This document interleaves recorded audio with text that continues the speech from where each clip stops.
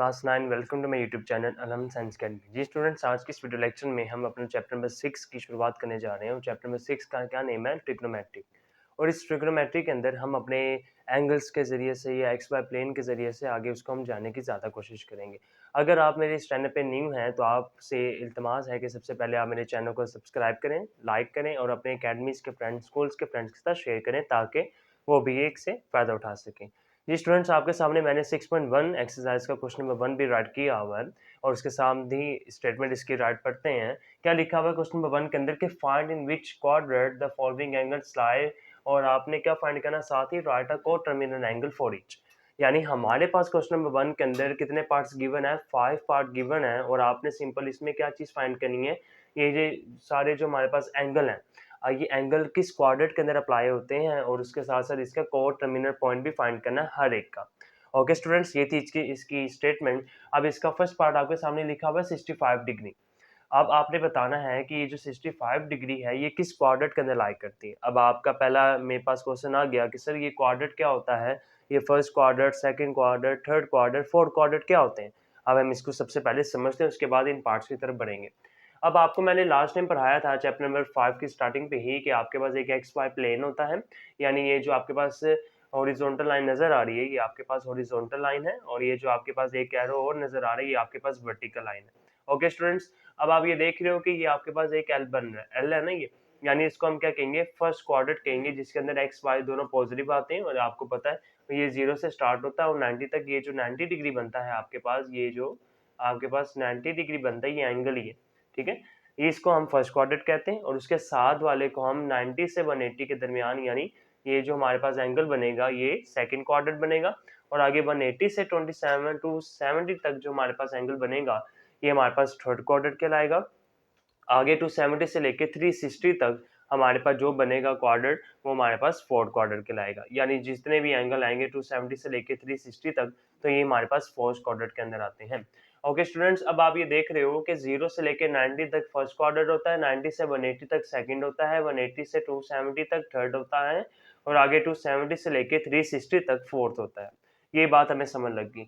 अब आप ये देखिए कि जब आपको पता है कि आपके पास क्लॉकवाइज मूवमेंट क्या होती है, कि आपके पास जो नंबर है वो इस कैटेगरी के अंदर मूव कर रहा हो, यानी क्लॉकवाइज ये चीज़, यानी जो आपका नंबर है, आपने घड़ी में अगर देखो तो आपकी जितनी भी डायरेक्शन होती है क्लॉकवाइज वो इस तरफ होती है। ठीक है, और एंटी क्लॉकवाइज आपको पता है कि वो इस तरफ होती है। ये चीज़ आपको पता होनी चाहिए। अब अगर मैं यहाँ पे, जैसे वो गिवन हमारे पास फर्स्ट पार्ट के अंदर 65 डिग्री, अब आपको पता है कि 0 से 90 के दरमियान 65 आता है। 65 डिग्री का तो मैंने यहाँ पे सबसे पहले क्या किया, 65 को मैंने हाईलाइट कर दिया। 65 डिग्री था तो मैंने ये 65 डिग्री को हाईलाइट कर दिया कि हमारे पास ये फर्स्ट क्वाड्रेंट के अंदर आता है। जैसे कि मैंने यहाँ पे लिखा हुआ है कि जो 65 डिग्री है वो फर्स्ट क्वाड्रेंट के अंदर आता है। एज इट इज मैंने यहाँ पे फर्स्ट क्वाड्रेंट बना दिया। अब ये जो कोर टर्मिनल एंगल है ये कैसे मैंने फाइंड किया, वो मैंने वहां पर दो क्यों लिखे हुए हैं, ये चीज आपने ज्यादा ट्विस्ट भी है, ये समझने वाली भी है, कंसेप्चुअल बात है। अब आप इसको समझिएगा। जब आपको पता है कि क्लॉकवाइज मूवमेंट हो रही है, यानी 65 डिग्री, यानी 65 डिग्री कैसे मूव हो रही है, यानी क्लॉकवाइज, ये क्लॉकवाइज मूवमेंट थी ना 365 डिग्री। तो मैंने क्या किया, यहाँ पे 65 को प्लस कर दिया 360 के साथ, तो मेरे पास आंसर क्या आया, 425। ये हमारे पास को टर्मिनल पॉइंट निकला। को टर्मिनल पॉइंट को या फाइंड करने का एक फॉर्मूला कह सकते हो, जो आपके पास एंगल गिवन होगा उसको आप प्लस कर दिया करो 360 के ऊपर, या आप माइनस भी कर दे साथ ही 360 के ऊपर। आप प्लस वाला भी को टर्मिनल पॉइंट फाइंड कर सकते हो और नेगेटिव वाला भी को टर्मिनल पॉइंट फाइंड आउट कर सकते हो। इसमें मुश्किल वाली कोई बात नहीं। अगर आपने को टर्मिनल पॉइंट फाइंड आउट करना है तो आपने क्या करना है, उसी एंगल को एक दफा प्लस में 360 कर दो, एक दफा माइनस के साथ 360 कर दो, तो आपके पास दोनों को टर्मिनल पॉइंट आ जाएंगे। अदरवाइज आपके स्कूल के टीचर्स या अकेडमी के टीचर्स ने आपको सिंपल पॉजिटिव या नेगेटिव 360 से करवाया होगा, जो पीछे आंसर गिवन है उसके जरिए से। तो आपने सिंपल दोनों ही दफा कर लो तो आपके लिए इजी हो जाएगा कि दोनों मेथड हमने, हमारे पास पॉजिटिव को टर्मिनल पॉइंट भी आ गए, नेगेटिव को टर्मिनल पॉइंट भी आ गए। तो ये फर्स्ट पार्ट हमारा सॉर्ट आउट हो चुका है। अब हम बढ़ते हैं सेकंड पार्ट के जानब। वो सेकंड पार्ट में हमारे पास क्या गिवन है, सेकंड पार्ट में हमारे पास 135 एंगल गिवन है। यानी 135 किस क्वाड्रेंट के अंदर लाई करता है। सबसे पहले हम ग्राफ देखते हैं एक्स वाई प्लेन का कि 135 कहाँ पर आता है, 90 से लेके 180 के दरमियान में 135 आता है ना। तो मैं अगर बिल फर्ज या फॉर एग्जांपल लाइन ड्रॉ कर देता हूँ कि ये 135 वाली लाइन है, यानी 135 डिग्री यहाँ पर अप्लाई होती है। तो आप ये देख रहे हो कि ये सेकंड क्वाड्रेंट है, यानी 90 से लेके 180 तक ये जो सारी बातें होंगी ये सेकंड क्वाड्रेंट के अंदर होंगी। तो मैंने यहाँ पे आंसर में भी क्या लिखा होगा कि जो आपके पास 135 है डिग्री, वो क्या है, सेकंड क्वाड्रेंट के अंदर अप्लाई होती है। और इसका को टर्मिनल पॉइंट अगर आपने फाइंड आउट करना हो तो वो कैसे फाइंड आउट करेंगे, आपने वही मेथड फॉलो करना है कि जो आपके पास एंगल गिवन होगा आपने उसको प्लस कर देना है 360 के साथ और माइनस कर देना है 360 के साथ। तो आपके पास इसका को टर्मिनल पॉइंट दोनों में, पॉजिटिव में भी आ जाएगा, नेगेटिव में भी आ जाएगा। अगर उसके आंसर में हो तो आपके पास इसका आ जाएगा। आगे बढ़े तो आप ये देख रहे हो कि थर्ड पार्ट आपके पास गिवन है कि -40 डिग्री। अब वो माइनस वाली बात आ गई। अब यहाँ पे देखिएगा कि मैंने आपको बताया हुआ है कि यहाँ पे सिंपल पॉजिटिव नंबर है, 0 से 90, 90 से 180, 180 से 270, 270 से फिर 360। यहाँ पे माइनस वाली तो कोई बात ही नहीं है, ये ना आपने हमें बताई है। तो अब मैं आपको बताने लगा हूँ, ये जो -40 है आपको मैंने बताया एक एंटी क्लॉकवाइज होती है, एक क्लॉकवाइज होती है। जब आपकी क्लॉकवाइज होगी तो आपके पास नेगेटिव नंबर्स आएंगे। ओके स्टूडेंट्स, यानी नेगेटिव नंबर से मुराद 0 से लेके 90 तक ये होगा माइनस में, और आगे -90 से -80 तक ये होगा, -80 से 270 तक ये होगा, 270 से -360 ये बन जाएगा। ठीक है, यानी हमारे पास ये उल्टा चलेगा, ये सारा सर्कल जितना भी होगा उल्टा चलेगा। और आप ये देख रहे हो कि जो -40 है वो कहाँ पर अप्लाई होगा, फिर फोर्थ क्वाड्रेंट के अंदर अप्लाई होगा। तो ये चीज़ आपने याद रखनी है।